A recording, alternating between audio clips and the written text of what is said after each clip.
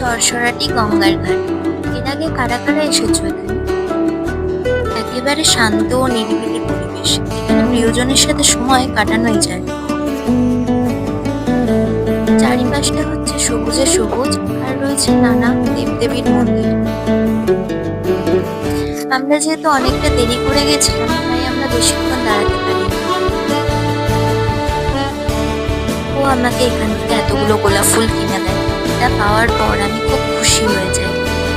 আর এদিকে আকাশে মেঘ করতে শুরু করেছিল, ওর জন্য আমরা তাড়াতাড়ি ওখান থেকে বেরিয়ে আসি। এতে যতই তাড়াতাড়ি বেরিয়ে আসি না কেন, কিন্তু ঝড় বৃষ্টির কবলে কিন্তু আমাদের পড়তেই হয়েছিল।